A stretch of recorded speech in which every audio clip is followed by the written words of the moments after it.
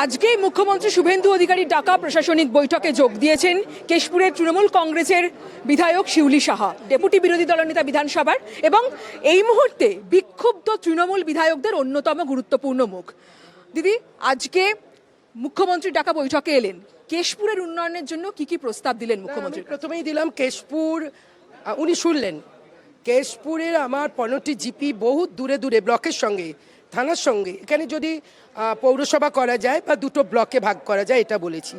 আমার মোহবনী development authority, যেখানে contribution আমাদের আজকের যিনি মুখ্যমন্ত্রী তিনি একটা সময় ওখানেই ক্ষুদিরামের জন্মস্থানে ওনার কন্ট্রিবিউশন ছিল, উনি ওটা দেখতেন। ওখানে যাতে অ্যালটমেন্ট বেশি করে পাওয়া যায়, এলাকার কাজ করা যায় সেটা বললাম। আমি কংসাবতী নদীর উপর ব্রিজ, ডেবরার সঙ্গে যোগাযোগ সেটা বললাম। জল জীবন মিশনের কোনো কাজ হয়নি, এলাকায় জল নেই, সেটা নিয়ে অনেকেই উত্থাপন করেছেন, আমরাও সহমত হলাম। আমরা আরও বলেছি আমার একটা ওমেন্স কলেজ, প্রায় 6000 আমার স্টুডেন্ট একটা কলেজের উপর, বামপন্থী আমলে কলেজটা হয়েছিল।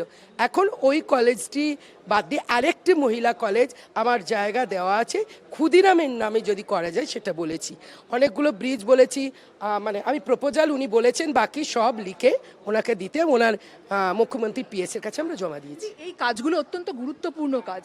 এর আগে আপনারা কি কাজগুলো করার উদ্যোগ নিয়েছিলেন বা সে সুযোগ হয়নি? আমি আজকে যা প্রপোজাল দিয়েছি যদি দেখেন বিগত সরকারের কাছে, অর্থাৎ আমার মুখ্যমন্ত্রীর কাছে, কি কারণে করতে পারেননি, টাকা ছিল কি ছিল না আমি জানি না, মানে তিনি তখন সেটাই বলতেন টাকা নেই, কাজ করতে পারেননি, কিন্তু প্রত্যেকটা প্রপোজাল মিনিমাম 10 বার করে দেওয়া ছিল।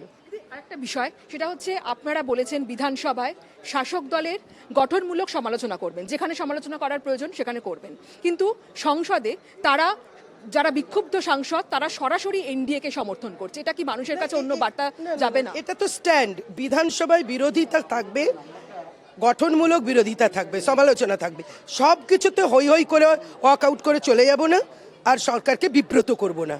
যদি মনে হয় মানুষের সেবায় কোনো বিল আসছে, কোনো প্রস্তাব আসছে, তাকে সমর্থন করব, আর যদি দেখি না মানুষের জন্য নয় তখন তার বিরোধিতা করব।